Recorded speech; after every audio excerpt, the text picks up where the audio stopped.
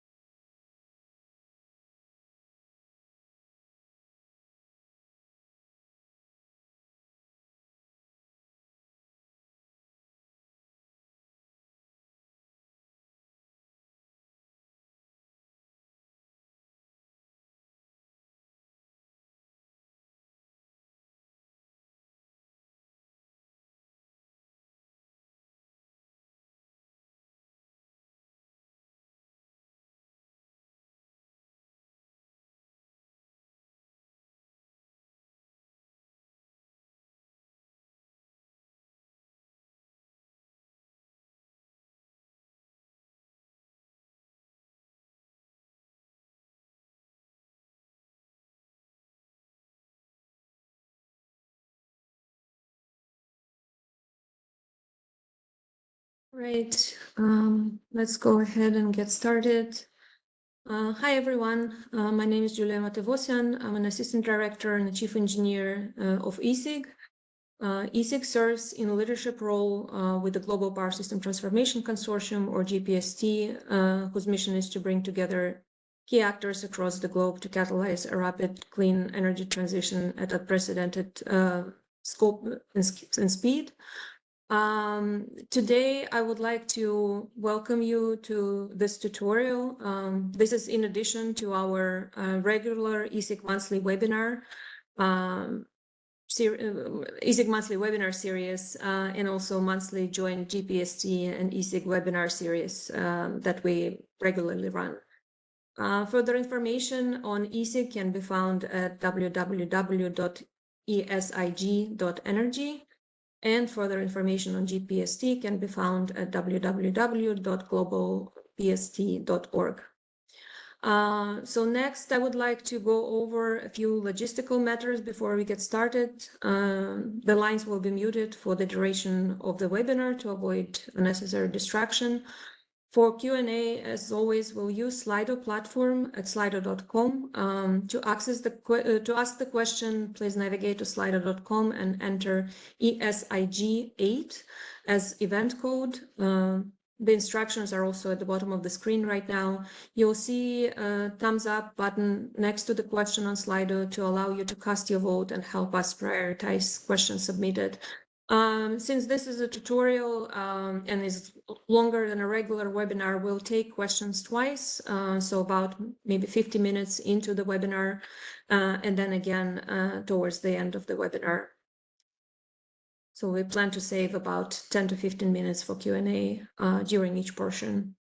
So the topic of today's tutorial is from frequency scan to immittance-based stability theory, frequency domain methods for IBR and future power systems. Frequency scans have been used to identify subsynchronous resonance involving generators since 1970s.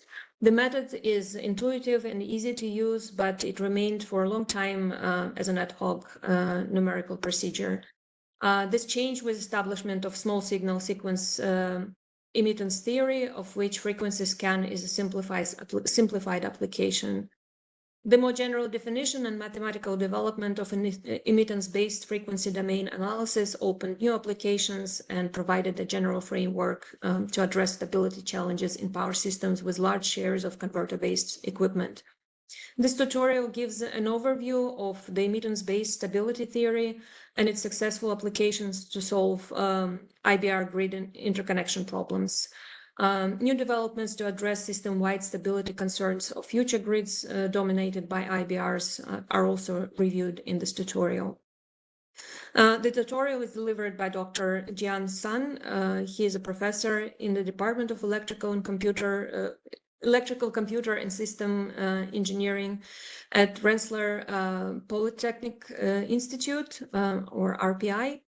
He is also director of Center for Future Energy Systems, CFES, funded by New York State government. His research interests are in the general area of power electronics and energy conversion. He is credited for creating the small signal sequence immittance theory and promoting its practical applications in different industries for over 15 years. Dr. Sun received his doctorate from University of Paderborn in Germany. Prior to joining RPI, he spent 5 years at Rockwell Collins working on power electronics for aircraft power systems and was postdoc fellow at Georgia Tech. Dr. Sun received IEEE PLS Modeling and Control Technical Achievements Award in 2013 and the R. David Middlebrook Outstanding Achievement Award in 2017. He is a fellow of IEEE. Okay, just a short reminder once again to use Slido for your questions with event code ESIG8 to ask your question. We'll go for questions twice during this tutorial, so please don't be shy and cast your question in Slido. And without any further ado, let's go ahead and get started. Jian, I give it over to you. Okay, great. Thank you, Julia, for the introduction and also the opportunity to speak to this group. I think I'm going to keep my video off just during the presentation. So let me turn that off and I will share my screen.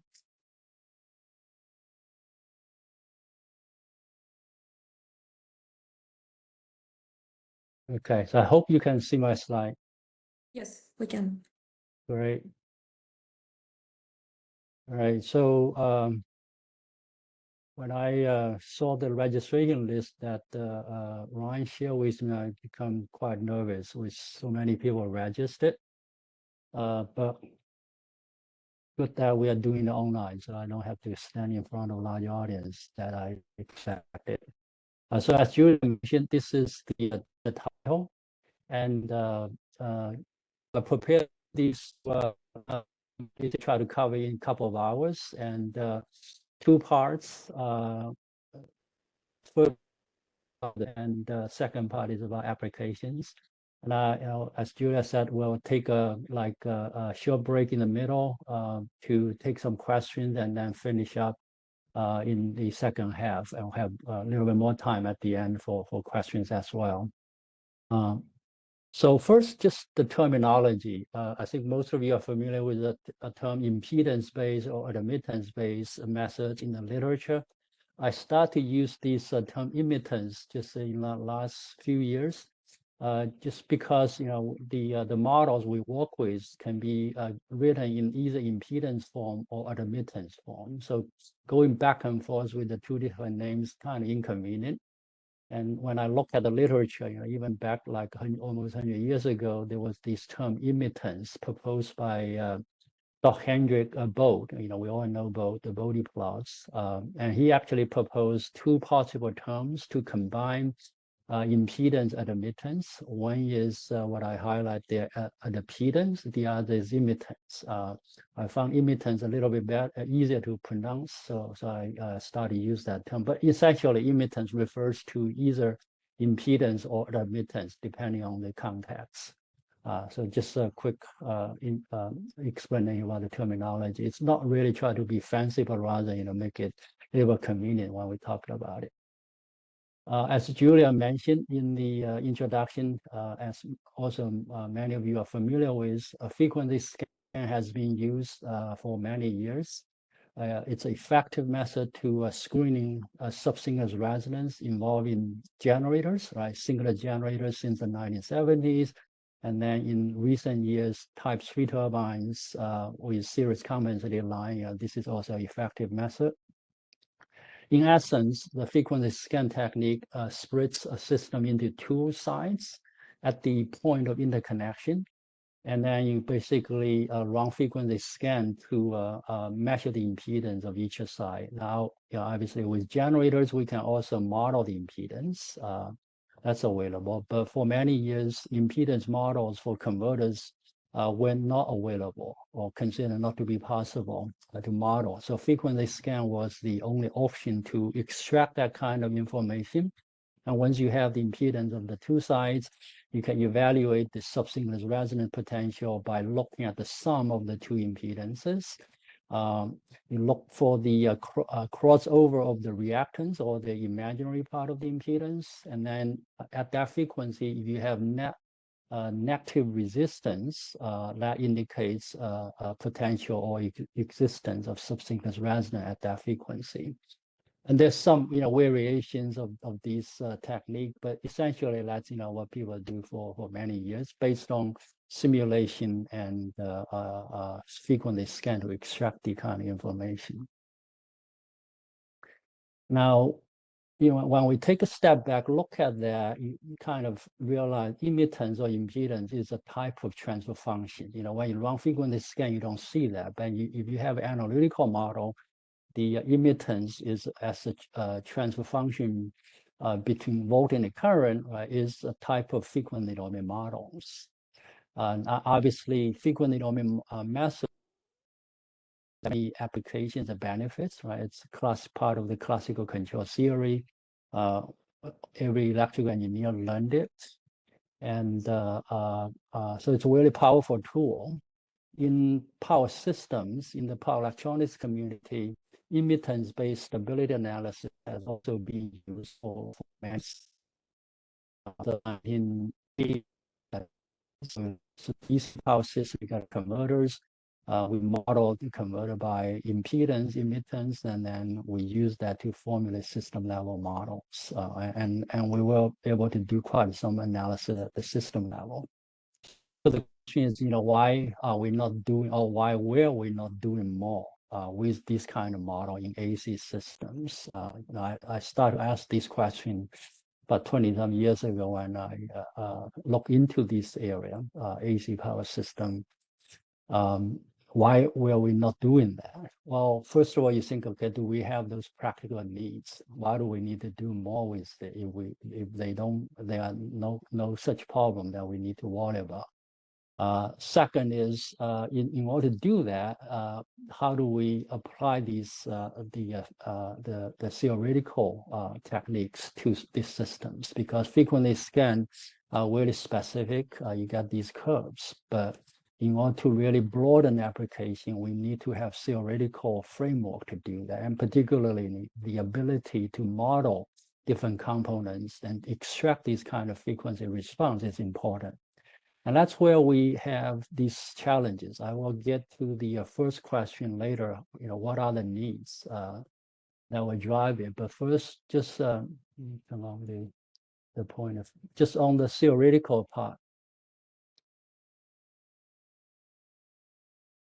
Because every converter is a nonlinear, give you a nonlinear model. So if you want to develop any frequency domain models, impedance or anything else, you need to linearize the model first, right?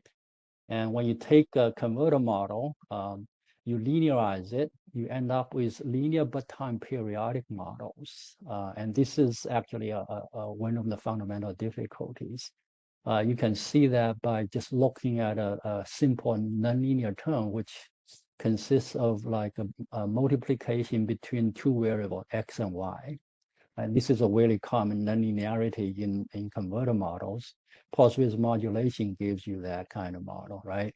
So if you try to linearize that by the conventional small signal technique, you basically introduce a motivation to each of the variables. So each variable x and y will consist of fundamental components, and then a small signal perturbation called that delta x or delta y. And obviously, you can expand the nonlinear function. The first term is the steady state operation, so you can drop that in a small signal model. And the other two terms are the small signal terms that you want to retain in the linearized model. So this model, if you do that for every term in the converter model, you end up with a linear model. But as you can see here, the small signal term carries a time periodic coefficient, and these are defined by the fundamental operation of the converter, right? Either the voltage, the current, or the control signals that change at the fundamental frequency omega 1.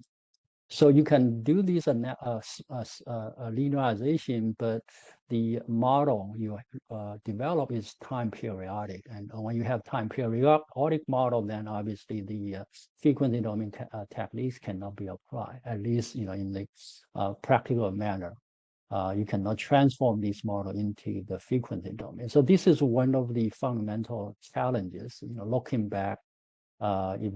Compared to the frequency domain, frequency scan technique, right? This gets into a really tricky mathematical question, right? But first, going back to the needs, why do we need to look at this now? Well, if we think about it, traditional power system studies, right? We have these fundamental frequency models.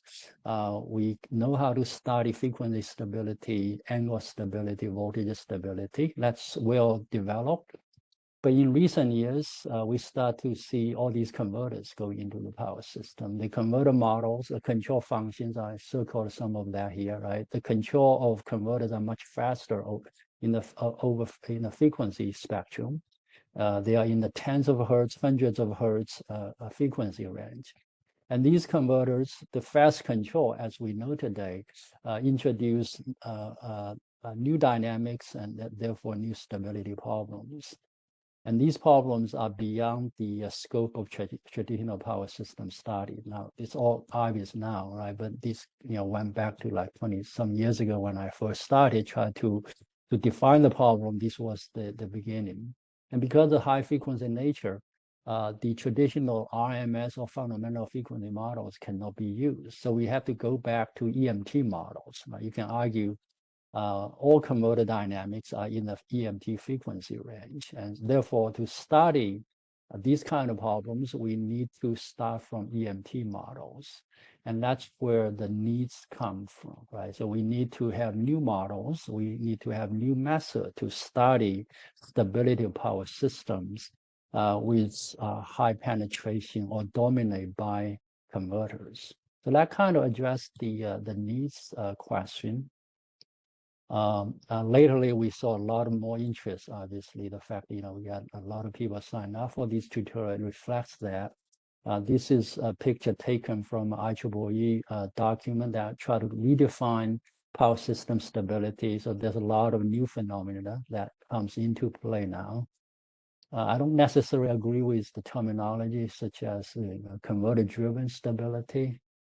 Because converters don't necessarily drive stability or instability. But I think the phenomena we understand behind these diagrams are what we try to deal with.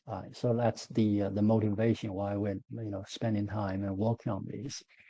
So going back to the theoretical question, then, in order to broaden the use of this frequency domain technique, we need to establish a more systematic and rigorous theoretical framework in order to do that.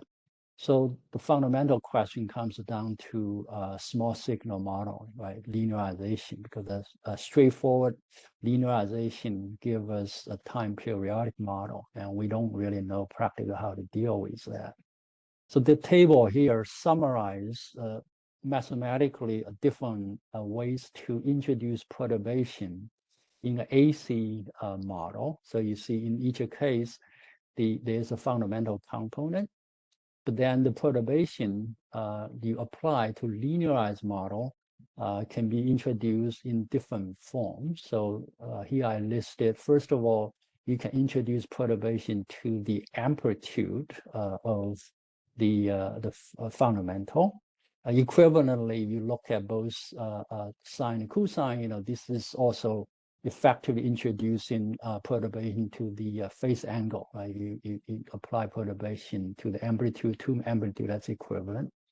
And the other one is to superimpose a perturbation. So instead of perturbing the amplitude, you add another component to the overall voltage or current. So that's a first distinction. The second is, why do you do that? By introducing an arbitrarily function of time, like the v hat p, right? So this would be an arbitrarily unspecified function of time. And that's what normally we do for linearization. As alternative, you can also introduce the perturbation in the form of a sine function or cosine function. And that's effectively what the frequency scan does. And you can do that either to the amplitude of the fundamental, or you can superimpose that perturbation to the overall waveform. So mathematically, there are these different variations, and you can see some of the linearization methods in the literature kind of come out of this table, can fit into this table also. Since we're talking about immittance or impedance, right? So we need to make sure the linearization technique is compatible with the definition of impedance if we want to develop impedance immittance model. And the superimposed perturbation is consistent with that. There's some mathematical consideration behind, but to make the long story short, if we introduce perturbation as a superimposed disturbance, either on the as an arbitrary function of time or a particular harmonic, the resulting model is compatible with definition of immittance, meaning they can be used as immittance. They have the properties of immittance. Right? So that's important when we use the term or put everything under the framework of immittance. The graph here really just visualize that particular form of perturbation. So this is superimposed perturbation at particular as a harmonic at certain frequency. So this second term here is the harmonic you superimpose to the fundamental. And then mathematical or numerically, you extract the response of the current at the same frequency. And the ratio of that current to the voltage perturbation gives you the admittance. Right? That's the essence of frequency scan. Now, mathematically, this is how you would describe that. So you introduce a voltage perturbation in the form of a harmonic. You go through the converter model or whatever device model you want to model. You extract the frequency response in the current, or the current response at the same frequency, and then the ratio gives you the impedance or immittance you want to extract. So this is the principle of frequency scan. It's a linearization in frequency domain, right? It's not try to linearize by arbitrary time domain function, but rather at the particular harmonic frequency. So you can call it a frequency domain linearization. And in the paper we wrote, we call this harmonic linearization. Frequency scan works based on this principle, but use numerical simulation to find the response of the current. That's been successful, but if we want to broaden application, we want to be able to develop these models analytically. So the question is, can the same principle be applied to develop analytical models for converters, right? So that's a theoretical question. Now the answer is yes. It's a tough derivation, so we spend a lot of time doing that. But you can do that just by following that principle, work mathematically. You can develop the model in this kind of analytical form. So you don't have to work with perturbation at any particular frequency. The frequency is just a symbol in the derivation. Right, so this can be done. It's a larger part of our research for almost 2 decades. However, when you start to do this, right, going back to the objective, why we try to do that, right, it's to expand the application of frequency domain techniques in AC power system, right? So as you start to do that, develop these analytical models, you start to see complexities that are not considered in frequency scan. From analytical model, these become obvious, right? First thing is these models, or as transfer functions, they come with complex coefficients. So those are the terms I highlighted in this equation. So by the way, this is the admittance, self-admittance of a 2-level voltage source converter with typical grid following control, right? So the term I highlighted in orange represents complex coefficients. Now, when you have transfer functions with complex coefficients, you have to be careful in stability analysis. Okay, so I get back to that. But this is something that you wouldn't see if you just run frequency scan in numerical form. The other is you need to consider both positive and negative sequence. If I look at the literature, right, the frequency scan techniques were almost exclusively done in the positive sequence. But when you start to think mathematically, you realize that's not complete. We need to look at both positive and negative sequence, right? Another complexity you start to see is the coupling over frequency. So, and then as also AC to DC coupling, meaning dynamic coupling between the AC terminal and DC terminal of a voltage source converter. Coupling over frequency also happens at the signal itself, and I will get into that. But these are the kind of complexities that you realize when you start to develop the analytical models, and to broaden the application of the frequency domain technique, we need to address these complexities, and that's kind of the path we went through in the last 15 years. Let me go through some of these complexities and show how we capture them in the theoretical framework. So first of all, phase and sequence. All the converters we worry about in power system are 3 phases.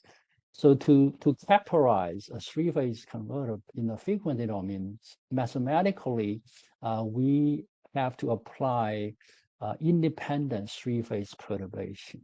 In the frequency domain, right, when we do that directly in the frequency domain, obviously the 3-phase perturbations should be at the same frequency, but their phase angle, initial phase angles and amplitudes should be independent. Right? So for example, if the 3-phase perturbations have the same initial phase angle, well, effectively that's a 0 sequence. And if you apply a 0 sequence perturbation, the converter will not respond to that. So if that's the only thing you do, then you are not going to expose the dynamics of the converter you want to model. So theoretically, we need to guarantee that the 3-phase perturbations are independent of each other. They don't follow a particular relationship that may limit the exposure of the dynamics behind. Now, mathematically and practically, obviously, a set of arbitrarily 3-phase variables are really difficult to work with. On the other hand, we have the symmetrical component theory that allows us to decompose any 3-phase variables, unbalanced, balanced, right, into positive, negative, and 0 sequence, right? So that's a mathematical concept we can apply. Because if you are doing small signal modeling, you assume the response of the converter under modeling being modeled is linear to small in the small signal sense. So you can assume you start from an arbitrarily set of three-phase variables, you decompose that into positive, negative, zero sequence, you apply one sequence perturbation at a time, and then because of linearity in small signal sense, you can add the responses to the three sequences, and then you build the total response. Right, so that would be the kind of process if you start from arbitrarily a set of perturbation. But based on the same principle, you can say, well, I don't really need to apply three sequence at the same time. I can just apply one sequence at the one time, model it, and then I can use the resulting model to predict the response of the converter to any kind of perturbation, right? So this argument leads to the concept of sequence in immittance models. So we model the converter by applying a positive sequence perturbation, go through the derivation, capture the dynamics by immittance models, and then we repeat that in the negative sequence, right? So each will give you a set of models. The zero sequence doesn't really matter. I got a typo here, it should be zero sequence on the corner, because without neutral, the zero sequence is an open circuit. So the immittance is, or the admittance is zero, impedance is infinity. So you don't really need to model that. So you end up with like just repeating the model in a positive negative sequence. Right, but this is also an extension to the frequency scan technique in the old days, at least to my knowledge, right? Because we normally don't do negative sequence modeling, but this shows that to be complete, we need to consider both positive and negative sequence. So this is another add-on to the modeling of individual components. The third complexity I mentioned before is this coupling over frequency.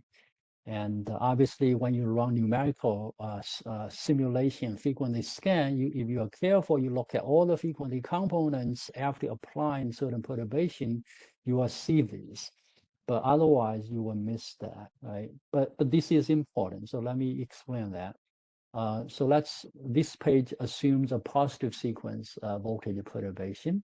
So assume that perturbation is at frequency omega p, right? And this is applied to the AC terminal, three-phase terminal of the converter.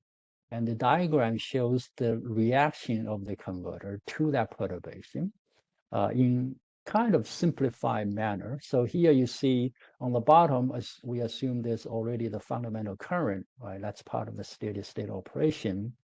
And when you introduce a voltage perturbation, so this is the three-phase voltage at frequency omega p, and in the positive sequence, I got another typo here. The phase C should have 240-degree phase. I need to fix this. I like the fundamental current. The multiplication basically indicates that these voltage perturbation works against the fundamental current, produce a power flow, and this is the perturbation in the power. And you do the math, you multiply these term by term, you realize that there is this power perturbation, and the frequency of that is at omega p minus omega 1.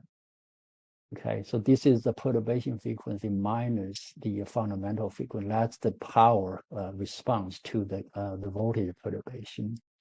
Now that power response goes through the DC bus, and there's some reaction there, but essentially leads to a component in the DC bus voltage at the same frequency, right? Because the DC bus normally has a capacitor. There's some nonlinearity because of effectively the power charging the capacitor. So there's a division before you get the current, but if you ignore that or as a potential, you can see that DC bus voltage will respond to this voltage, AC voltage perturbation with a component at omega p minus omega 1. So perturbation frequency minus the fundamental frequency. And this is the perturbation or the disturbance you're going to observe at the DC terminal. And that is coupling over frequency between the AC and DC port.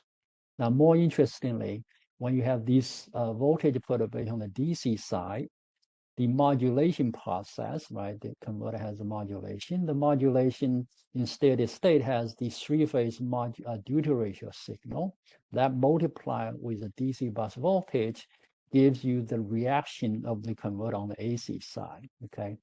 So when you multiply this DC voltage harmonic at that omega 1 T minus omega 1 frequency with the fundamental frequency component, it's relatively simple algebra, right? You can calculate. It actually gives you two components. One is the origin at the original perturbation frequency. The other at the perturbation frequency minus 2 times the fundamental. So these two components are going to appear at the AC terminal simultaneously, and each one will drive a current response, obviously. So when you measure the current response at the AC terminal, because of these reactions, right, you end up with two current components, small signal components. One is the at the perturbation frequency, the other at perturbation frequency minus 2 times omega 1. So this is coupling over frequency at the AC port. We don't worry about that in the frequency scan technique that people apply, right? But mathematically, you can see you got these terms. Now, what this term does and how does that affect stability is something that I will discuss later. But this is the response to perturbate at the AC terminal with a positive sequence voltage perturbation. Now, the response to a negative sequence voltage perturbation is similar. It just goes through the same equations. However, the coupled term, the second response you generate at the AC terminal is at omega p plus 2 times omega 1. So that's different from the response to a positive sequence perturbation, okay? And again, these are not considered in the traditional frequency scan techniques, but these are the kind of complexities that we need to understand and capture and model properly in order to really build a framework for broad application of these frequency domain techniques. All right. So given all of that, how do we fully characterize a converter to capture these complexity and meet, this general application requirement? So what we proposed a few years ago was to characterize a converter, three-phase converter as a two-port network. So the box here represents a converter. You got a DC bus, DC terminal, and then three-phase AC terminal. And to fully characterize this converter with controls and everything included, we propose to basically introduce perturbation at the AC terminal first, right? And repeat that in positive and negative sequence. And with each perturbation, you calculate the response at the AC terminal at two different frequencies, not just the response at the perturbation frequency, but also the response at the coupling frequency, the second term item, right? And then you also measure the current coming out of the DC port, which has a fundamental frequency shift from the perturbation frequency. So you use the current response to define three admittances, three transfer functions with a positive sequence of perturbation at the AC terminal. You repeat that with a negative sequence perturbation, similar transfer functions, but different frequency shift because of change of the sequence. And then lastly, you apply a perturbation on the DC port. You calculate the current response at the DC port as well as at the AC port. At the AC port, you end up actually two currents. If the perturbation on the DC port is S, right, on the AC port, you get two components. One is that perturbation frequency plus the fundamental. The other is perturbation frequency minus the fundamental. So mathematically, this defines 9 transfer functions, and together they provide a complete characterization of the converter. Now, mathematically, this is how we define it. Practically, there are a lot of ways to simplify it depending on the purpose, and I explain a little bit of that. But this reflects our understanding of how converter react to in the frequency domain, the small signal perturbation, and these 9 transfer functions capture all of that. Right? And the reference I put on the bottom kind of explains, the reason behind how to mathematically develop these transfer functions and in analytical form. So those models have been developed and available. Now, there's an interesting relationship that is important when we apply these kind of techniques. So first, there's a little bit mathematics here. Right? We look at a sinusoidal function at frequency omega and with the initial phase angle phi, amplitude x, right? So this is a time domain function. We can write that in the exponential form. And then define the frequency independent part, the amplitude initial phase angle, by a phasor x with a line underneath. And then for convenience, we introduce another symbol, omega x, that phasor, and then sigma. Sigma indicates the sequence. So we have 3 phases of these variables, right? There's additional information that the phasor and the frequency doesn't capture, which is a sequence relationship among the 3 phases. So we use the sigma to indicate that. So these 3 symbols together defines a set of 3-phase variables just for mathematical convenience. Right? Sigma can be positive sequence or negative sequence. Now, based on that symbol, we can see an important relationship. So this is what you have here on the left is a set of 3-phase variables in negative sequence. And you can see that negative sequence phase angle, right? Now, if you allow the frequency to be written in the negative form, so instead of omega, you write negative omega minus omega as a frequency. So you introduce a negative sign into the argument of every cosine function. Obviously, the function doesn't change, but you get a reverse initial phase for all the variables. Okay, so mathematically, I probably can spend a few more minutes to explain that, but based on this relationship, you can see that a balanced 3-phase variable in negative sequence at a frequency omega, typically we talk about positive frequency, right? That can be treated or can be expressed as a set of positive sequence variable at a negative frequency, minus omega. So mathematically, that's kind of a relationship, okay? You change the sign of the frequency, you take the complex conjugate of the phasor, and you reverse the sequence, and that's a mathematical relationship, okay? They're equal. Now, this is very important property later we're going to rely on for stability analysis, okay? The statement here can be kind of wordy, but I assume you can read that. There is that relationship that you normally don't see if you just run frequency scan, okay? Or even if you see it, right, numerically, you wouldn't trust it as a general rule, but mathematically you can see that very clearly. Now, because of this relationship, the 9 transfer functions that I defined on the previous page, okay, can be reduced to 5 because the other 4 are redundant, right? They can be derived from these 5 transfer functions or admittance based on the relationship. So they are dependent transfer functions. So for complete categorization of a 3-phase converter as a 2-port network, we can use 5 transfer functions, and that's complete. Okay. So that's the modeling part at the component level. Because of, I think, short of time, I'm going to skip this and next page. So these 2 pages address how to model these coupling effects, AC-DC port coupling and coupling at the AC port between 2 different frequencies, how to capture them mathematically when we try to model system stability, right? once you get these individual transfer functions, you can work with block diagrams like these based on the physical reaction of the converter, and then piece them together to define and derive whatever transfer function you need.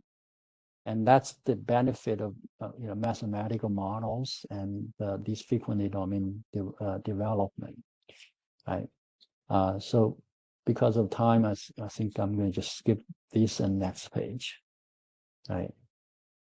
So with this theoretical development, we have the foundation to really establish stability theory, not just as ad hoc kind of procedure and do that numerical, but actually a framework to address stability problems in a frequency domain systematically. So this is the a summary of that kind of this the method. So you start from characterization of each converter by its small signal emittant. Now I put emphasize converter in, I converter in italic because it doesn't have to be just converter, right? It can be converter in conjunction with machines. It can be electrical machines, any components, electrical component, right? You can categorize by small signal emittance according to the theorem definition. You can do that by analytical modeling, right? We talked quite a bit now. You can do that by frequency scan. Obviously, if you do that, you need to consider the complexities, not just the conventional way of doing that. You need to consider positive and negative sequence, coupling, capture that. You can also perform physical measurements. If the converter is small enough, you can set up in the lab, you can measure these frequency response directly. You do that by operating in a standalone mode. So you don't connect that with a complex network, right? Because you're trying to characterize the device by itself, not mixing that with the rest of the system you want to model. It's important. So ideally, you want to operate these converters with ideal external conditions, either ideal voltage source or ideal current source, right? And you can do that in simulation. Now, practically, when you measure that, it might be difficult to do with ideal sources, but in simulation, in analytical modeling, that's what you do. You don't mix what you want to model with something else and try to characterize them together. This is kind of obvious when we think about control theory, right? The transfer function of different components we use in frequency domain analysis, they are just the characteristic of the device itself, and that's what we do here. Now, assume you have small signal emittance models of all the converters and anything else you want to analyze in the system, right?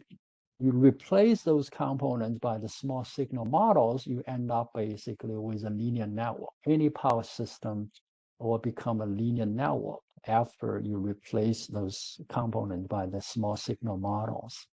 So once you have a linear network, the analysis is pretty straightforward, right? So we can perform nodal analysis to formulate a system admittance matrix, and that admittance matrix captures the dynamics, and you can use that to study stability. Okay, so the rest becomes kind of classical frequency domain analysis, network analysis. In our formulation of the system level models, we normally have an extra step, which is to reformulate the models to resemble a feedback loop.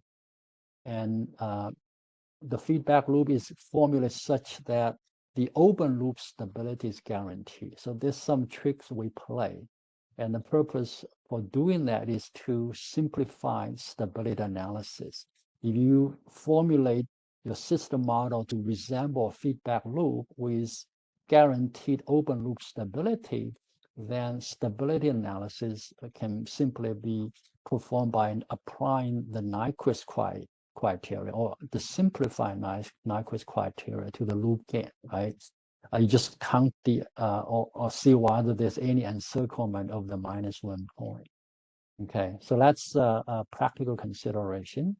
But in essence, after you have individual component model, right, the rest is linear network analysis and classical frequency domain stability analysis. One thing I want to emphasize is that we need to do these in both positive and negative sequence. And I will explain a little more on the next page. Now, so why do we need to do that in positive and negative sequence? Well, so there are two reasons. One is physical. So physically, instability may occur in either sequence. And this is especially true when you have control functions in both sequences. Now, more often we have controls only in the positive sequence. So most stability problems are limited in the positive sequence, but you cannot really guarantee stability of a negative sequence without analyzing it. So that's physically kind of due to control dynamics. There's also a mathematical reason. So going back to one of the complexities I explained before, immittance models have complex coefficients. And when you have transfer functions with complex coefficients, right, the frequency response may not be complex conjugate symmetric about the DC.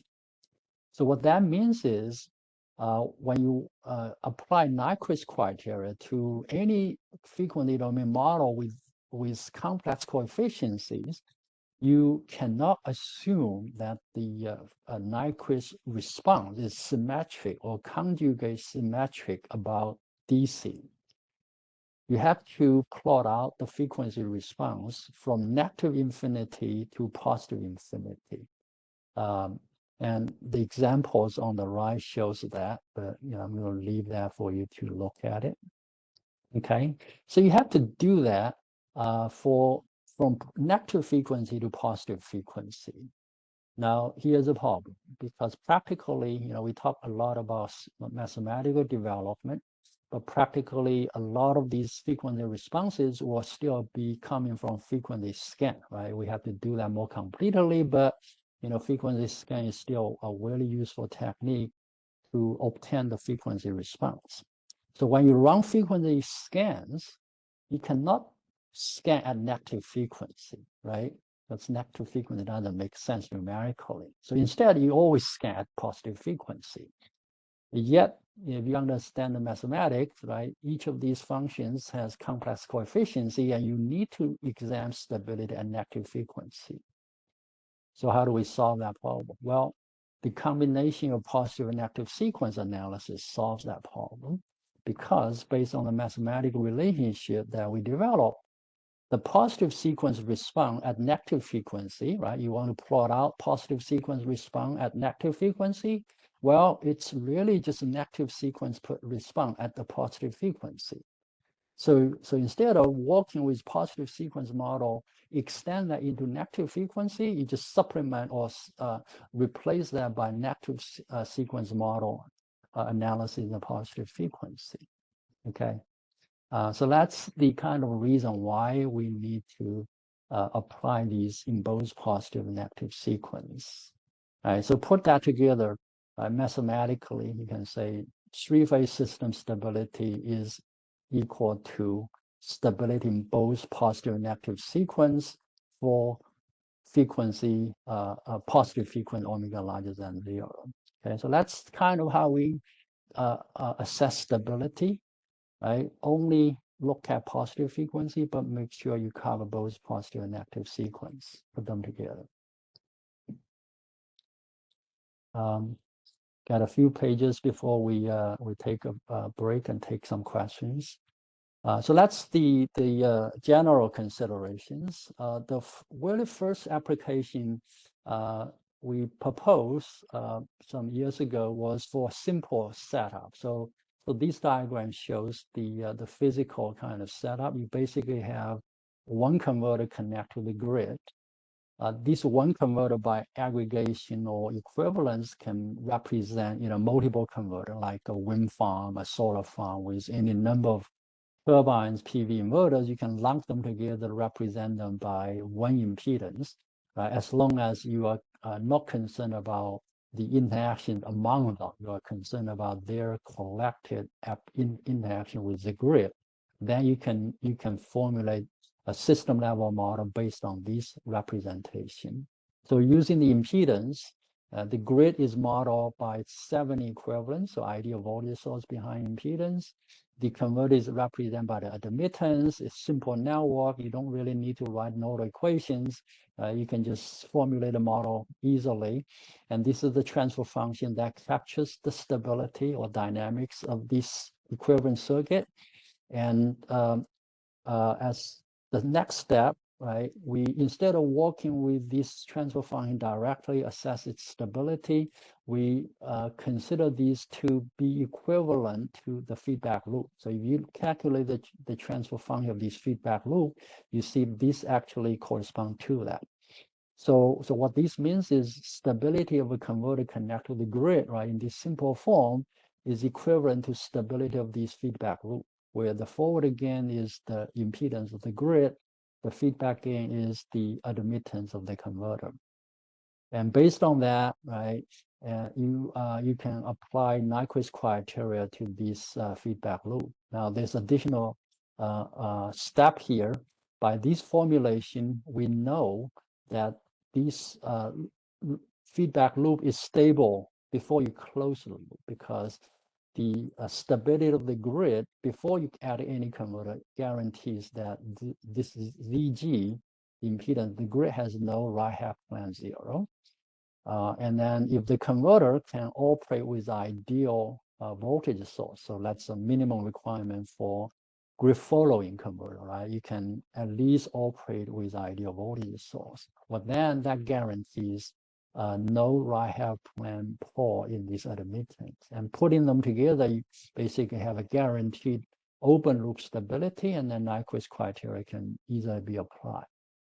And so that's a simple form described in this short paper that I published some 15 years ago. I'm going to be brief on the next few pages. So that's simple case, right? And worked really well, solved a lot of practical problems early on. But now, in recent years, we start to worry about more complex systems, right? IBR dominated power system. So the problem we are concerned about is no longer just at the interface of individual converters against the grid. We start to worry about stability of the entire grid with many converters connected to it. So then these are next couple of pages shows how we build system level models in the frequency domain using immittance for kind of scenarios showing here. So you get any number of converters connect to the grid, right? So the idea is the same. You replace any converter or any other nonlinear device by the small signal admittance. Once you do that, you end up with a linear network in the frequency domain. And then by nodal analysis, you can build a matrix model for that network in a frequency domain. Okay, so this is the nodal matrix, and you can do that for any network. Just to point out, this is not just at the fundamental frequency. S is like variable frequency, right? So this is truly a frequency domain model for stability analysis. We can apply stability criteria to these nodal equations. So instead of nodal admittance, we can convert that into impedance, and you can see that the stability of the network is equivalent to the stability of the impedance matrix. And there are methods you can apply to determine stability of these matrix, therefore stability of the network. But that's kind of difficult because you have to calculate the Poisson zero of the matrix, and this becomes even numerically difficult. If you think about a lot of these elements, right, in the system model are not given in transfer function form, right? They are all kind of come in data format, right? Okay, so if every element of the matrix is a list of data showing impedance variation over frequency, then calculating Poisson zeros of this matrix becomes really computationally intense. So instead of doing that directly, or working with this network model directly, right, we reformulate the model. There's some mathematical tricks you play, but at the end, you basically put the model in this feedback form. Okay, so there's a forward gain matrix, there's a feedback gain matrix, because we're dealing with multiple converters. So this is a multiple input, multiple output feedback loop. But in essence, you still have the impedance and admittance matrix to work with. And open loop stability of this multiple input or multiple output loop is guaranteed based on assumption you make about individual converters as well as the network before you connect any converter to that. So this reformulated model simplified the stability analysis. Right? And this is more of a recent extension. And what it does, it allows us to now look at large power system with any number of converters. Now that simplistic explanation does not reflect all the complexities, right? So here I listed some of the complexities and extensions that are discussed in this paper, right? So first of all, you need to consider coupling over frequency and AC/DC coupling. So these are captured by certain transfer functions. You want them to be reflected in the system level model. The grid forming converters and grid following converters need to be treated differently.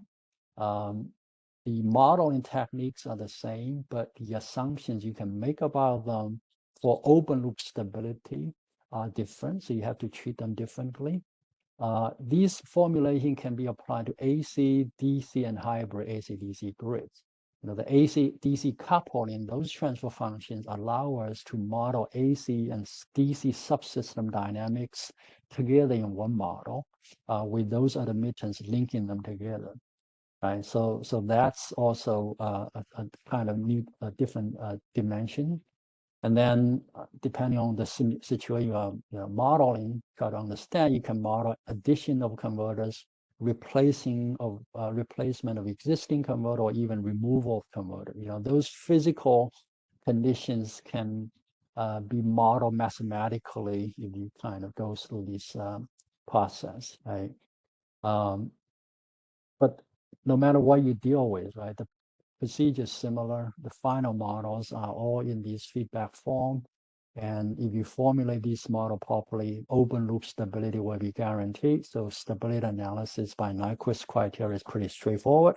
You just calculate the determinant or the eigenvalues of the matrix, loop gain matrix, and you know the stability, right? When you formulate these models, again, we need to do that in both positive and negative sequence, right? But we don't have to formulate the negative sequence model separately, because the model in the negative sequence has that relationship to the model in the positive sequence. So we can take the positive sequence model,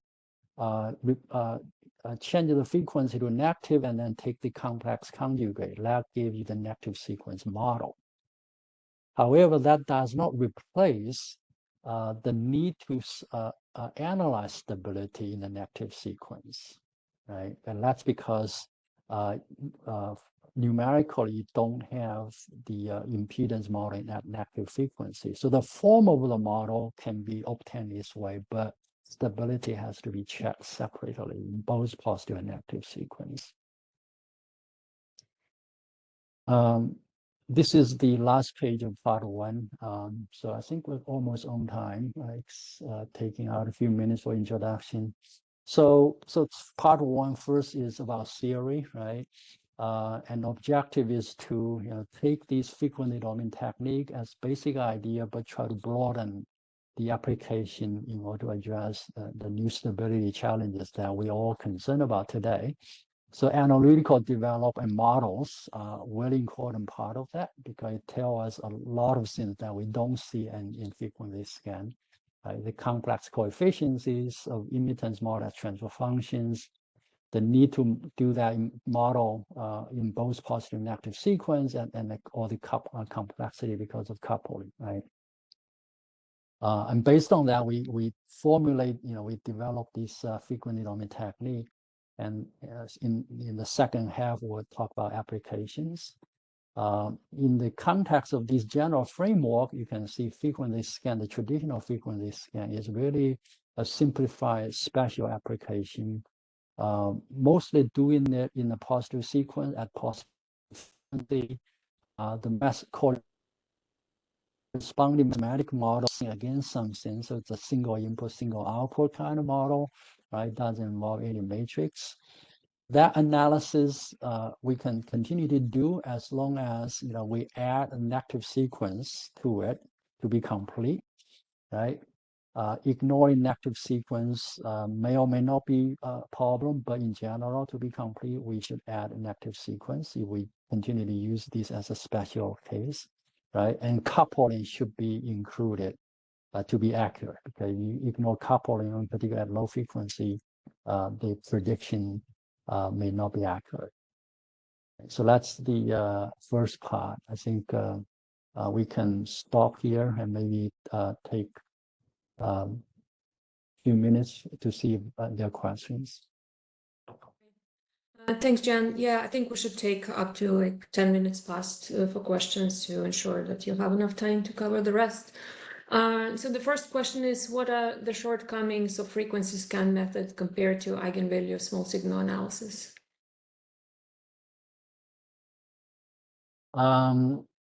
So by eigenvalue small signal analysis, I assume it refers to time domain state space models. Right? I assume that.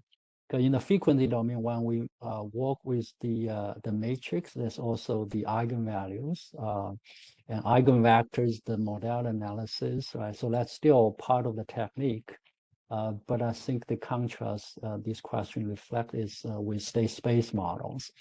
I would not say there's any shortcoming in the frequency domain method. I mean, obviously, you just think about a frequency scan, it's really limited, right? But if you put that, take the general framework of this frequency domain technique, I wouldn't say there's any limitation. Instead, I would say there are limitations in the state space time domain approach, which I talk more in the second part, briefly at least. But that's kind of my short answer without getting into the details. Right. So the next question is, realizing the work is presented in multiple technical papers, the asker is wondering if there is a recommended textbook introducing us to frequency domain methods for IBRs. I'm hoping in 5 years there might be one, but not in anytime soon. But the at the end of this, I have a slide about ongoing training course. So that might be a useful source of information. I realize this is condensed into like a short time. It's a lot of material. So there is actually a training course that I'm teaching, or will be teaching again. I will put the information up, so that might be a possible way to learn more. Mm-hmm. Yes. Yeah, and we'll be following up with all unanswered questions, and so maybe that would be the place to put those links. The next question is, are the positive negative sequence plus DC side 3x3 immittance models equivalent to analysis in the DQ DC frame? Then why just not using DQ DC frame models? So that's a complicated question. There's a few points underneath that. So first of all, you would look at AC and DC port together at the same time when you deal with a hybrid AC-DC network, right? So that I think will be more interesting in the future. You think about HVDC, multi-terminal HVDC. I really need to look at that hybrid grid. For most applications, we're concerned so far, and I think for probably some time to come, is either on the AC or DC side. So if you're in that, right, the dynamics, so say for example, if you are concerned about stability of the AC network with wind turbines and HVDC connect to it, and obviously every wind turbine has its own internal DC bus, HVDC connect, you get a DC link. But if you are only looking at the AC grid, then what you really need is the immittance model of these converters looking from the AC terminal, but with the DC dynamics included. So the DC bus dynamics are modeled behind the AC terminal instead of explicitly together with everything else in the system model, because that helps you to simplify the system level model, right? That's what we normally do, instead of always including DC bus, because for example, wind turbine, you don't really need to bring the DC bus dynamic into AC grid stability analysis. So instead, you just scan or model the AC port admittance with a DC bus behind, and it absorb that into your AC port impedance or immittance model. That's one of the pages I skipped. But mathematically, you can piece them together, or you can scan directly. So back to the original question, what if you want to really model hybrid AC-DC? You want to have both AC and DC dynamic explicitly reflect in the system level model. Then it becomes a question of how do you formulate the system level model, right? At the system level, you think about it, it's still, after you replace each converter by the immittance, it's a linear network. Okay, so when you formulate a model for linear network, you do that by different nodes. So you pick one node at a time on the AC terminal, right? Each node, you write down the equation. On the DC side, you have those nodes, you write down the equations. And for that, the matrix doesn't do anything because you can't work with the matrix. They connect to different nodes. So what you really need is still the individual transfer functions. The matrix may be convenient if you want to do something special, right? But not for kind of the stability analysis I've been looking at. Yeah. So let's take just one more and then continue in interest of time. There was a question, I think it was on slide 12, and the question is, so the perturbation frequency should be more than double of converter positive frequency? I think I understand, but Julia, can you just repeat that? Make sure I don't misunderstand it. I guess, like, should the perturbation frequency be more than double of converter positive frequency? Or the fundamental frequency, maybe. Fundamental, yeah, I think so. That's what it means. Yeah, that's what I want to make sure. Yes, so, well, actually, this categorizing here, we're supposed to do that for the entire frequency range of interest. So S here, or the J omega behind, is not limited to 2 times of the fundamental. It goes to, when we scan impedance, it goes to kilohertz, right? So that gives you the full categorization. You can start from subhertz, but we normally start from 1 hertz. You go to the fundamental, second harmonic, and then to kilohertz. And that's how we categorize converters. So it's not, the categorization is not limited to the fundamental or 2 times the fundamental. Now, obviously, when you develop this model analytically, there's no limitation in that. But even when you're running scans, you go over the entire frequency range. Unless you do that for a specific purpose, say, I'm not interested in high frequency part. So my frequency scan will stop at 2 times the fundamental. That's fine. If that's the purpose, you can do that. But as a general categorization method, you cover the entire frequency range of interest. Sounds good. I think, Jian, it's better if you continue now and we take the rest of questions towards the end. Okay, great. All right, so part 2 is applications. And now, obviously, there's a lot of applications, right? Once you have this general framework, there are a lot of applications. And so here I summarize that from 3 different angles. One is the type of components we can include in this kind of study. And a simple, state mode, there's no exclusion. At least I haven't seen any exclusion or component that we cannot include. So this includes all the renewable generation resources, transmission, STATCOM, solid-state transformers, machines, synchronous generators, synchronous jet condensers, induction machines. We have analytical models for most of these. And in case you don't have analytical model, right, you can always run frequency scan to extract the response numerically. So these are the kind of components we can work with.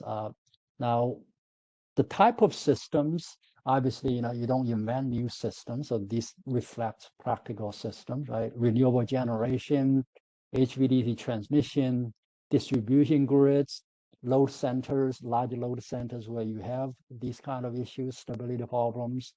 The stability phenomena could be at the interface between the plant and the grid. So the plant will be generation storage plant. Intra-plant, meaning inside the plant, you may have like interaction among different turbines. If that happens within load centers, among different parts of the load centers, intra-plants, you have wind farms in proximity or at distance that cannot be lumped together. You're concerned about their interactions. Wind farms against HVDC converters, type following, grid following, grid forming, and then all the way to overall grid stability, right? The entire grid mesh network, you can see the mathematical, you can formulate a model for any of those, AC/DC, hybrid AC/DC, microgrid. So these are the type of systems we can model. And then type of stability problems, and this is best looking at in the frequency domain, right?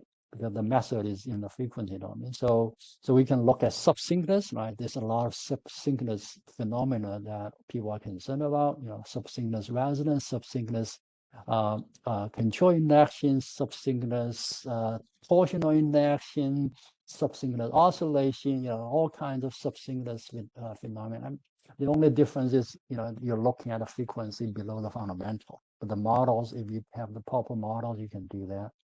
Supersynchronous resonance above the fundamental, and then high frequency go into the multiple kilohertz, multiple 100 hertz, kilohertz range, right? We can cover all of that. Now, I didn't jump to this conclusion early on. We spent almost 20 years going through the modeling of each of these components, each type of problems. But after so many case studies, we're convinced that this methodology, this framework can cover the entire space. There might be exceptions, but I haven't seen myself in that. So that's general scope of applications. I can go on, talking about all kinds of case studies we did on paper in the lab. But I think today I'm confident that this works. Right? I just want to share maybe some practical experience. So early on, not too early, but started in 2014, about 10 years ago. After we had this general framework, I had opportunity to work on quite a few practical problems, and interestingly, each of these kind of represents the first kinds of that type. And this includes the high frequency resonance in the offshore wind system with HVDC transmission. Some of you may recognize this picture in Boeing Alpha. There was the 290 hertz, roughly 290 hertz resonance, caused a big trouble. That was 2014, and then 2015 there was what initially people considered to be subsynchronous resonance in a large onshore wind development zone in west of China. That system also involves thermal power plants and classical HVDC converters. The actual resonance was actually in the 70 to 80 hertz range, but because of the subsynchronous oscillation that you observe in the waveforms, people initially consider that this to be subsynchronous oscillation. And then a little bit later than that, there was a stability resonance problem in a number of Facebook data centers power systems, so roughly 70 hertz, again, super synchronous, right? And I had opportunity to work with these companies personally, and actually be able to apply the theory, work with them, and find the root cause, help to develop solutions. So it was a great experience for a few years. And the success in these practical applications actually helped a lot to promote the methodology, the theory. And as a result, the companies involved or affected by this incident are early adopters of these techniques. So they've been using these for years now. But obviously not everyone been doing that. one thing I want to emphasize is, this whole methodology is not just about determine or analyze stability. There are many, many things you can do beyond just be able to say the system is stable or not stable. Right? So I listed some of those. One is you can identify the common modes and root causes of resonance and instability. So instead of just specific individual incidents that you have to analyze, you can run large number of case studies. And then based on that, you start to develop common general understanding of, what could happen, what are the common modes of problems, and what are the, root causes behind. I listed some of those, right? So we're dealing with resonance. So with impedance, you can really look at the conditions in general, right? So, in order to have resonance, you have to have inductive impedance working against capacitive impedance. Or with the analytical models, you can tell who is given that inductive impedance, who is given that capacitive impedance, right? These are normally not visible. They're not physical inductors, capacitors. They're defined by mathematics, by software codes, by the control functions. But with proper model, you can see them. And obviously, any instability will be related to negative damping. So source of negative damping is very important. Understand what can create negative damping is essential. And I will share some insights with you in the coming pages. Once you have this common understanding, you can also develop mitigation methods, not just for a particular problem, but in general, right? So the solutions include control tuning, active damping with static damping functions, and then combine that with passive methods and all kinds of methods. There's so many things you can do with once you understand what is going on, right? And now, after some years, now the industry, at least the companies I work with, have moved on to now not just analyzing specific cases, but also have general requirements for products that would prevent most problems, right? So that's kind of the latest development. How do you translate this knowledge and analysis method into product specifications and standards that will guarantee stability to a large extent? So we don't have to analyze and analyze and analyze, right? With so many converters, that would not be possible. Now, we could do all of this because the insight we develop from these analytical models and analysis. If we just rely on frequently scanned numerical data, then we wouldn't be able to do this. But the analytical models, the development allow us to do that, right? So this is a really important part of the work, the modeling part, the insights.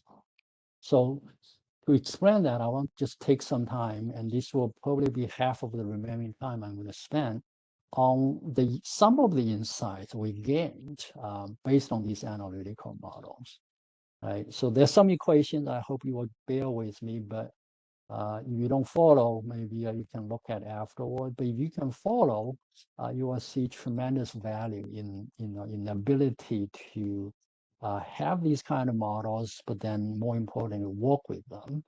So what I give here is the admittance of a two-level grid following converter equipped with this typical current control, phase lock loop, and AC voltage control, right? So these are typical control functions of grid following converter. And with some approximation, the admittance of the converter at AC terminal can be broken down into these three terms. Each of these terms correspond to one control function. And I purposely use different colors. So the first term is related to the current control. Okay, so this is the impedance contributed by the current control. The second term in orange is the admittance contributed by the phase lock loop. The last term in green is the admittance contributed by AC voltage control. So these are added to each other. So effectively, you can create an equivalent circuit, or you can think of an equivalent circuit to represent this admittance. So three branches. each driven by one control function with some approximation, right? And each term has the imaginary part or reactance and the real part, right? Or the resistance, okay? So you can always separate it. Now, what we want to do is to understand how the design of each control function affect the impedance, the real part, the imaginary part, and particularly for the imaginary, the real part, because that's the negative damping, right, that we want to understand. The current control is fairly simple, so I'm not going to dive into that, right? So the current control can be represented by series RLC circuit. The inductor is a field inductor. The resistor is the proportional gain of the current compensator. The capacitor represents the integral gain of the current compensator. So this is pretty straightforward. What I want to do is to explain a little bit of the phase lock loop and AC voltage control, because I don't think you can find anything in the literature about that other than just numerical studies, right? So this is the contribution of the phase lock loop to the overall admittance. The G theta is a closed loop transfer function of the phase lock loop design, right? So you can have different phase lock loop design. The loop gain is T theta. But typically, when you plot it out, the closed loop response looks like that. The magnitude response, right, looks like this. So it's symmetrical about the fundamental. Okay, so there's a frequency shift at the fundamental, and the zero crossing point, right, indicates the sort of bandwidth of the PLL. So in this case, the PLL is pretty fast, right? It's like 30, 20 some hertz bandwidth. Okay, so that's a magnitude response. Within that frequency range, the amplitude of these functions G theta is significant. When you move away, the magnitude reduces quickly, meaning the contribution of the phase lock loop to the admittance start to diminish, right? The phase angle, if you just look at the G theta phase angle, it changes between positive 90 degree and negative 90 degree. Okay, so this is well behaved. There's no negative damping in that G theta function itself. But that's just the closed loop transfer function of the PLL. If you combine that with the term in front of it, so Y1 is the admittance of the converter at the fundamental frequency. So that basically represents the power and the power factor of the converter, right? And there's a negative sign in front of it. Okay, so the convention here I use is such that Y1 is a positive real number if the converter operates in the inversion mode and with unity power factor. Okay, so if the converter only produce active power, then Y1 is a real positive number. And that in that case, the negative sign basically changes the nature of the impedance. So you recall in the G theta itself, right, has phase angle between positive and negative 90 degrees. So if you look at the real part of the G theta, it's always positive, right? However, when you multiply that by negative sign in front of it, then you see the negative damping, okay? So this is what you see as the effect of phase lock loop, a typical phase lock loop design for a converter that operates in the inversion mode and under unity power factor. You end up with negative damping in a frequency range symmetrical about the fundamental. Here I plotted again 50 hertz. Okay, symmetrical, and the frequency range where the negative damping shows depends on the crossover frequency of the phase lock loop. So the faster you make the phase lock loop, the wider the negative frequency, negative damping will spread out. So that's the effect of bandwidth. Now you can also look at the effect of phase margin in the phase lock loop design, right? You can look at that. I'm going to leave that detail to you. Okay, so that's in the inversion mode, unity power factor. If we operate the converter in the rectification mode and with variable power factor, you start to see changes in that behavior. So non-unity power factor is still in the inversion mode, you see the response is no longer symmetrical about the fundamental, but you still introduce an active damping near the fundamental frequency, both below and above. If you change it to rectification mode, the negative damping becomes positive damping, because in the rectification mode, Y1 is a negative real number. So the whole thing flips. You end up with positive damping near the fundamental. Okay. So with this analytical model, you can tell exactly how phase lock loop design can affect the impedance. And this all makes sense, right? We know that fast phase lock loop has all kinds of problems. And this tells you exactly how that happens.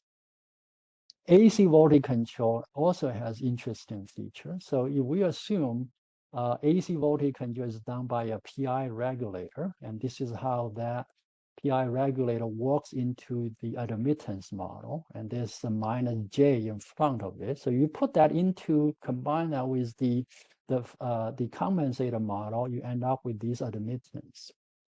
What that tells you is the proportional gain, the first term, contributes a constant inductive reactance. Okay, so proportional gain of AC voltage control is equivalent to induction. Right? But that reactance doesn't change over frequency. The integral gain has this omega 1 minus omega in the denominator. So this has no phase change with frequency. Right? So it's kind of resistor. It's a frequency dependent resistor, but that resistance is negative for frequency omega below the fundamental. So simply put, AC voltage control, that resistance is positive for the frequency below the fundamental, but becomes negative above the fundamental. Right? So what that tells you is AC voltage control introduce positive damping below the fundamental frequency at subsynchronous frequency, but negative damping at supersynchronous frequency. Now, obviously, that is limited to the bandwidth of the AC voltage controller. Right? Outside of the bandwidth, these terms diminish, so you're not going to see them. Okay. Now you put these two together in the converter with both phase lock loop and AC voltage control, you start to see that the negative damping of PLL can be canceled by positive damping of AC voltage control below the fundamental frequency, right? At subsynchronous frequency range, one creates negative damping, the other creates positive damping. So by coordinating the design of the two control functions, you can guarantee positive damping below the fundamental frequency. So you can avoid subsynchronous problem. However, above the fundamental frequency, for inverters at least, right, both PLL and AC voltage control creates negative damping.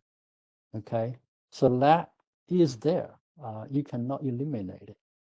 And that is the root cause, a common problem for a lot of these grid following converters in weaker grid, because this negative damping in the supersynchronous frequency range coupled with weaker grid high impedance of the grid is a recipe for supersynchronous resonance.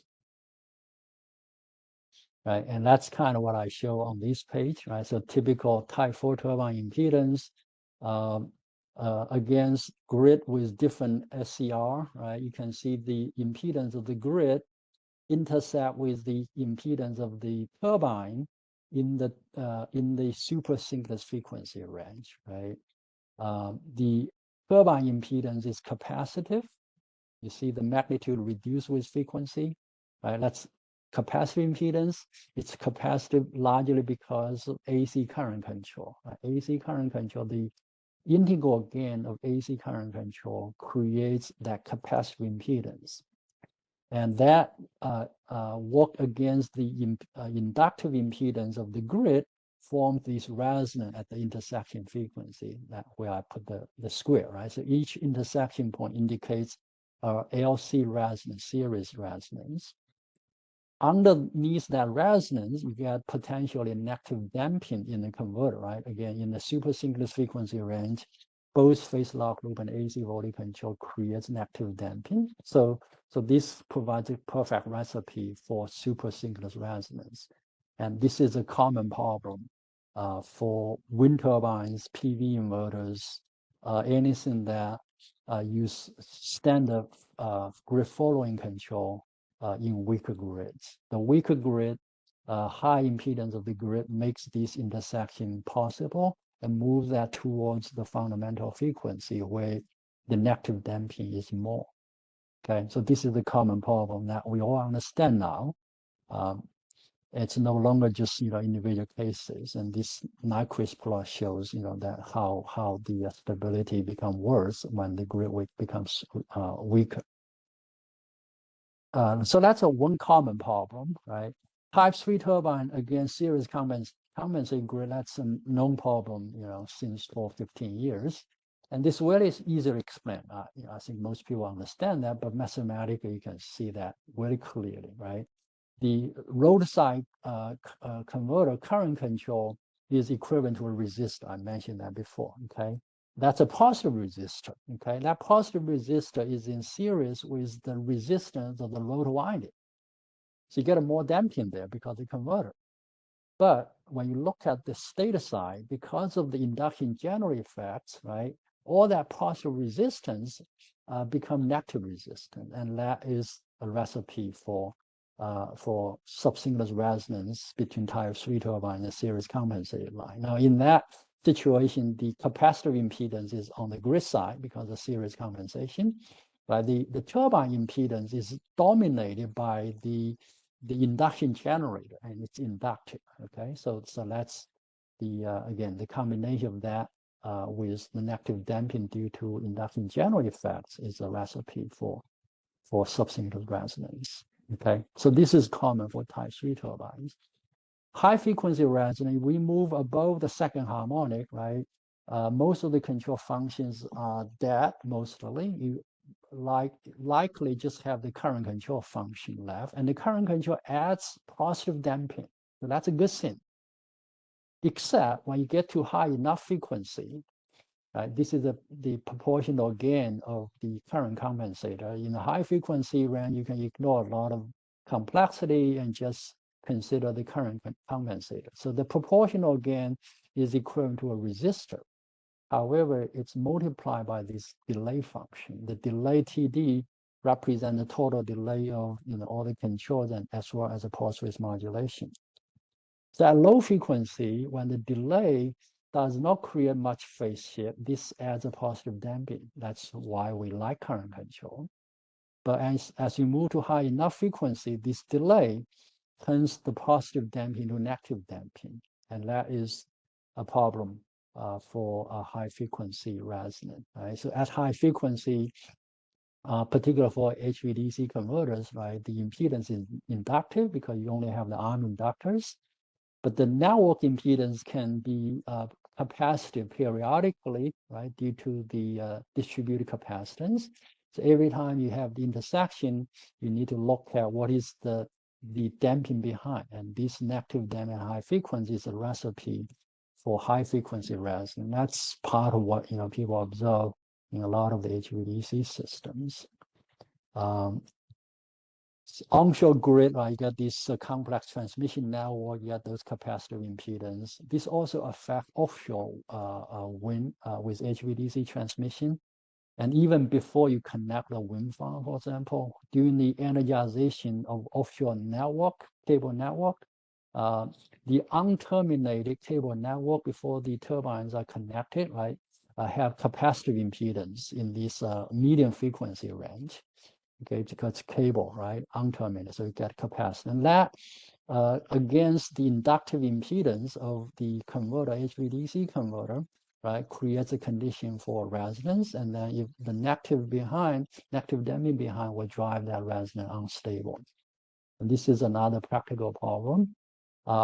Sometimes by changing the startup sequence, so instead of energizing one string of cable at a time, you can energize all strings together, right? So that change in strategy may shift the resonance. If the resonant frequency moves out of the negative damping frequency range, you might be lucky enough to be able to energize the network. But more than often, that would just shift the unstable resonance to another frequency, and you can really start that. All these problems today, looking back, all these problems can be solved. So there are all kinds of solutions we developed to solve that. But that come after we understand these kind of problems and root causes. Grid forming converters, are very hot topic today, and we have some analytical models, but because they haven't been published, so I purposely white them out. So I'm not 100% sure if they're all correct. So just to be responsible, I didn't want to show them here. But we already developed some insights based on these models. So you just look at the P and Q loops, right? So you can embed current voltage loop, but if we just take the basic grid forming control, working on active and reactive power, if we just have P and Q juke control, then you only have this, effectively juke gain, a proportional gain. And we understand now, how these juke coefficients contribute to impedance. In the P juke, the active power juke, the proportional gain creates negative damping below fundamental frequency, so at subsynchronous frequency. Above the fundamental frequency, the active power juke coefficient correspond to positive damping. In the Q juke, right, it does Q juke, if you just have a proportional gain of the juke, it does not add a negative damping. Instead, it creates inductive reactance, right? Now, when you incorporate more complex control functions like virtual synchronous generators, so on and so forth, right, you start to introduce integral terms into these P and Q jukes. So you look at the integral gain, right, the gain of the integral term. The integral gain in the P loop doesn't do harm if you consider negative damping to be the best thing, right? Because the integral gain contributes to capacitive reactance or adds a capacitive reactance. That may be problematic if you think about if the converters are all very capacitive, then that can create all kinds of conditions for resonance with inductive grid, but it doesn't add negative damping. However, the integral gain in the Q loop, the reactive power loop, right, will have the same effect or similar effect as the proportional gain in the P loop. Okay, so as an active damping below the fundamental, but positive damping above fundamental. Now, interestingly, this is kind of the opposite of grid forming control. With grid forming control, we see negative damping above the fundamental being common, right? Negative damping below the fundamental can be canceled in the converter at least, okay? With grid forming control, with P and Q control, it's almost the opposite. That's a kind of the limited insights we have at this point for grid forming control. Now, speaking about P and Q, right, this is critical. There's also a proposal in some of the literature out there to categorize grid forming control by scan of Q, V, and P to angle responses. I'm not sure how many of you pay attention to that, but there's that kind of proposal there. And the idea is grid forming control function, one requirement is to have like voltage source behavior behind reactance, right? So instead of factorizing, look at the inductive impedance behavior, there's the idea of, okay, I can look at how the reactive power respond to voltage perturbation and the active power respond to angle perturbation. Now my point here is, if you plot that out, right, for a grid forming control converter that we model in recent time, The blue curves here shows the impedance response of that grid forming converter. Magnitude response there, the phase response there, and the orange yellow curve shows the proposed Q over voltage response. Now you look at these, you say, okay, what I'm getting from that, right? Q over V compared to the impedance. Well, maybe my eyes are better tuned to impedance, but if I care about impedance, inductive reactance behind a voltage source behind reactive impedance, well, I can see that very clearly, right? The dashed line is the impedance of inductor.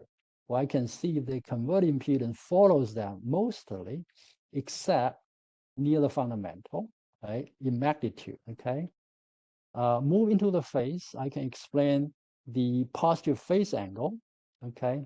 And I can see the negative damping because the phase here in subsynchronous frequency range moves above 90 degrees. So that's negative damping. So I see clearly inductive impedance with negative damping.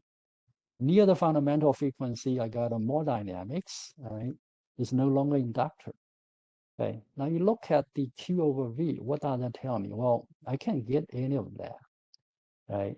So my comment here is, if you really try to characterize grid forming converters, right, impedance is still probably the best quantity to look at. Examine the impedance, even for that simple function that you want voltage source behavior behind reactance, impedance tells you that much more directly and give you more insight. You may think, okay, well, if I do this Q over V scan or P over theta scan, I don't look at impedance, maybe that simplifies my factorization, right? Well, that it's not really true, okay? Because you have to run the frequency scan anyhow, right? So computational, you really don't save anything. You just capture different signals. And we also had difficulties scanning this kind of frequency response. Okay, so I share with you here the frequency response of Q over V and P over theta for a grid following converter turbine model, right? We had a lot of difficulty to scan that. You can see the variation of response with the simulation time step, right? So what this indicates is to obtain accurate scan results of this kind of transfer function, right? You may have to run the simulation with much smaller time step. Here we use average model. So the inaccuracy is not really due to, or the need for small signal, small time step is really not driven by the converter itself. It's by the quantity you try to model. So you have tried to scan this kind of response for whatever model you have, and you didn't get consistent results from your frequency scan. You probably shouldn't or don't need to blame yourself. It's these quantities that are more difficult to scan. Impedance scan, we didn't have this kind of problem. We're getting to the end, so let me just run through the few slides quickly. And this is about other small signal methods. So early on, there was a question about comparison of frequency scan against eigenvalue analysis. So that assume it refers to a time domain model in state space form. There's a lot of comparisons I can talk about, and this just summarize some of the aspects, right? So in addition to state space model, there's also those what I call specialized models like dynamic phasors, harmonic state space. These may be more academic, and they all have their limitations. I can talk in length, but for the sake of time, I'm going to skip that. One thing I put at the bottom is, there's also a lot of papers. These are mostly academic papers, right? Talk about generalizing models, unifying models, transforming models. There's a number of papers out there. I would suggest that be careful when you do that, because a lot of these transformations kind of are complicated. There's a lot of hidden stuff behind. One example I put here is, there were papers on like starting from DQ frame models, developing DQ frame impedance, and then transform them into alpha beta models, and eventually combining the alpha beta axis variables like voltage current together to define these complex variable that includes both alpha and beta together. And the development will show that, okay, if you do that, define that, the relationship, right, between the current and voltage can be described by a diagonal matrix. So the conclusion is, because of these, I can separately analyze the dynamics of each of the dimensions, right? The argument or the problem people try to solve with that is when you start with DQ frame models, the D and Q axes are always coupled. So these may give you a way to decouple the dynamics, right? A lot of mathematics. Okay, now the transformation from DQ to stationary frame, that's questionable, okay? But if you just start from the phase domain model, right, instead of DQ frame, you apply the basic concept, you realize that this complex variable, right, V alpha plus minus JV V beta, that's really either positive or negative sequence voltage. And the simulate current is, what all of these story about is, okay, well, eventually just come to positive and negative sequence model. And then the diagonal elements are really just a positive and negative sequence impedance. So what you're saying is, the sequence impedance model, you can work with positive and negative sequence separately. Well, that's essentially the sequence impedance approach. A lot of that kind of confusion out of that. I just suggest be careful when you read about it. Simulation is really popular these days, and I won't just use 1 minute maybe to explain. And I think this is obvious to a lot of people, but maybe it's worthwhile to point out. So we run simulation. We design a case where we ramp up the power of a wind turbine or wind farm to some level and then level off, and we design the condition purposely such that this will be a really marginally stable condition.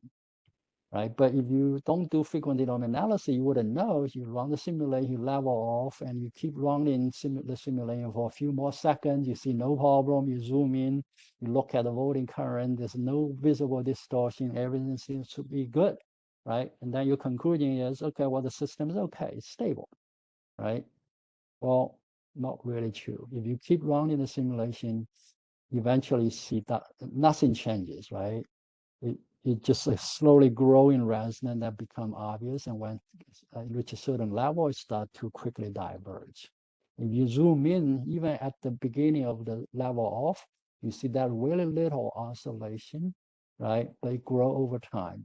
So what all this indicates is this is a critically stable case, and you just run simulation in the time domain, you wouldn't see that.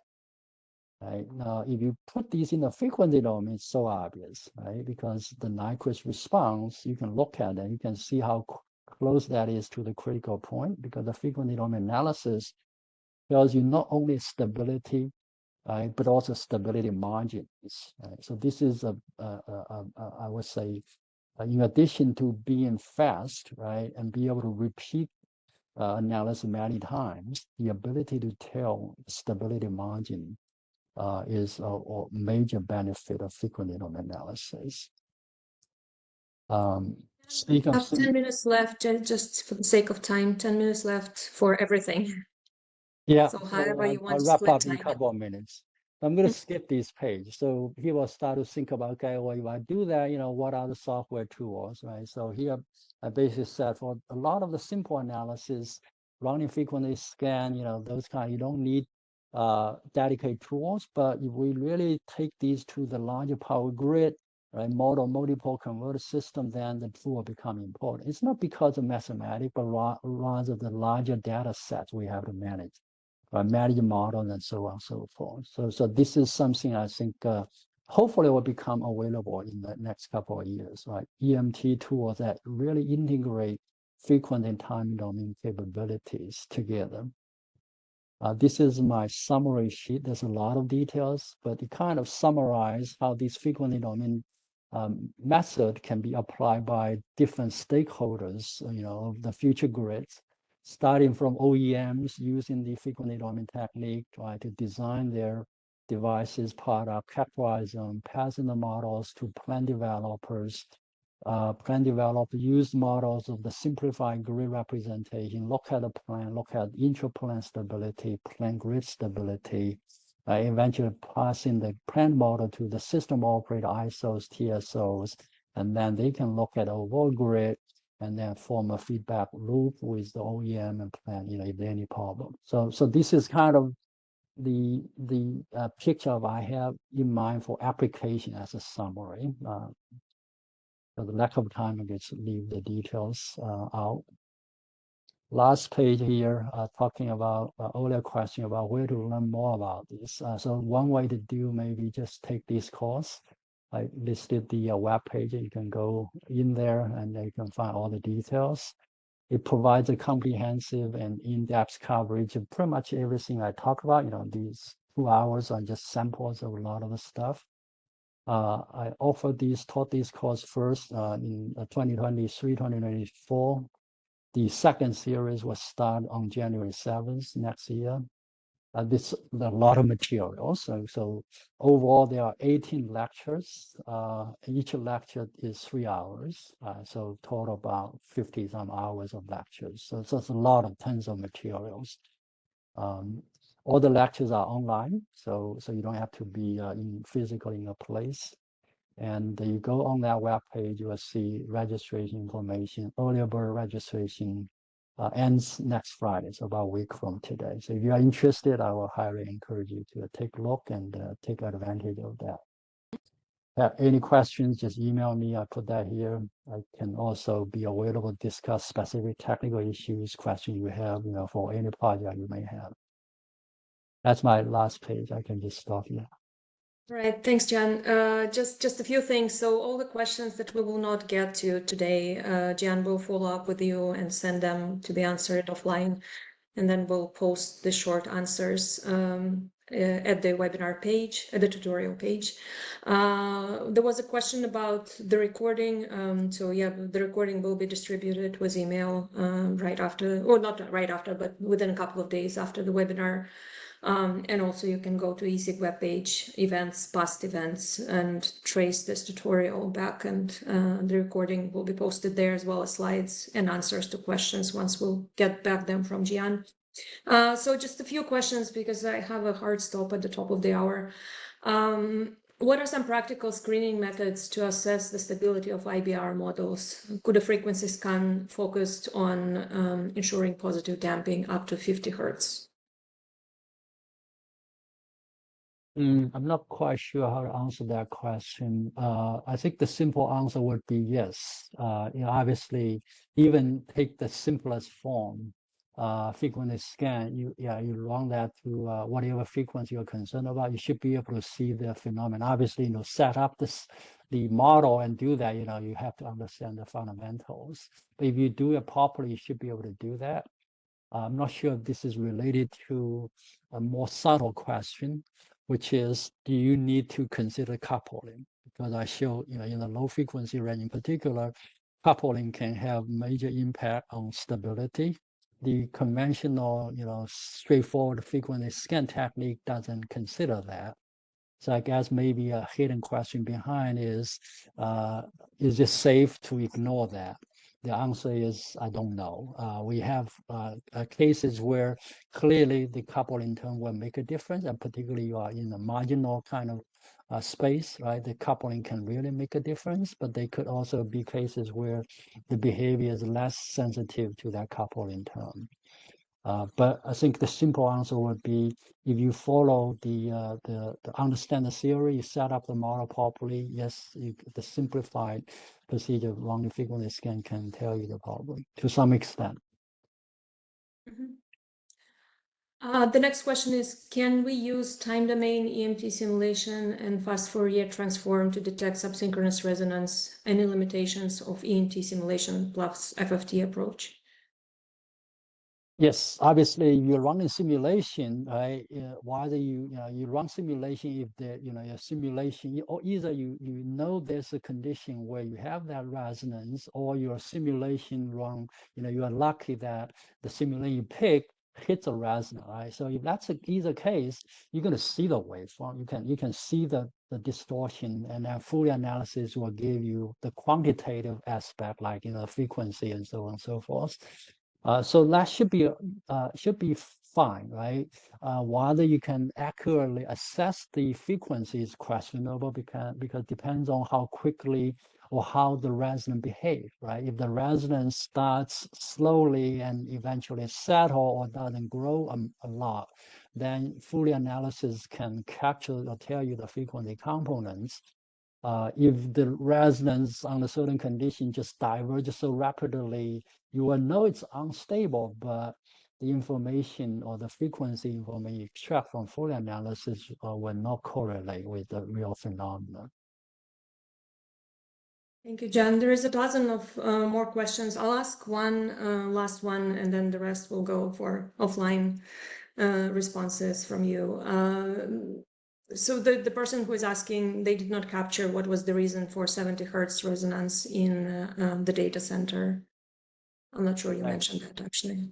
No, I didn't. But I mean, all of these are explained in the course. So again, that's where I can explain more. And there are also publications on that. 70 hertz in the 60 hertz system is basically 10 hertz above the fundamental.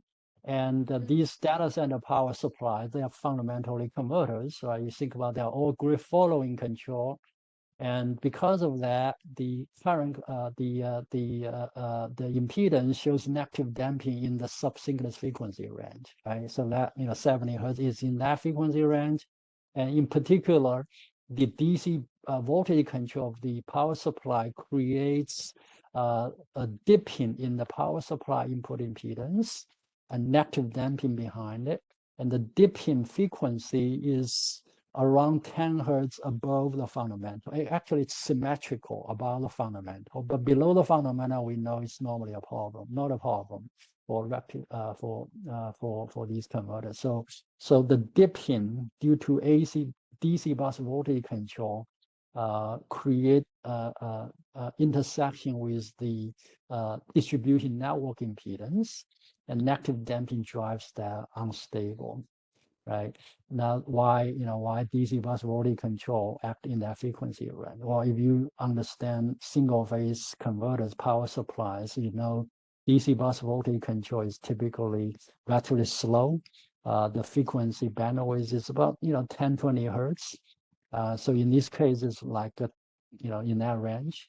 At the end of that bandwidth, right, the DC bus voltage control dynamics creates that dipping in the magnitude of the impedance looking from the AC terminal of the converter and then negative damping behind. So it's a weaker grid situation. You think data centers are built at very strong grid point, right? We've heard people talk about data centers co-located with power plants, and nuclear power plants even. I would be very concerned about it if this kind of power supplies or things happen close to a generator, because that can be problematic for the torsional nodes. But the distribution network impedance within the building is very high because of density of the power supply. So you get a really strong grid outside of the building, but the distribution network inside the grid, the building creates that weak grid situation. Got it. Thank you. Okay, so we're at the top of the hour, and we're going to need to wrap up this tutorial. I would like to thank you, Jian, for this really informative tutorial. As I mentioned earlier, an email will go out once the video file has been posted, and we will answer the questions we didn't get to and get them posted as quickly as possible. We appreciate your participation, and if you would like to stay engaged, I would like to invite you to participate in the next Join GPST ESIG webinar on November 12th, where Fred Huang from ERCOT will provide the status update on grid forming technology adoption in ERCOT. Further information on all of our webinars and events can be found on our website at www.esig.energy under events. And you are invited to attend all our future webinars. Information on all of the GPST webinars can be found at www.globalpst.org. Jian, I want to thank you again for this very timely tutorial, and thank you all for your interest. We look forward to seeing you again in the near future, and in the meantime, enjoy, take care, stay safe, and thanks again for participation. Thank you. Thank you all. Thanks. Bye. Bye.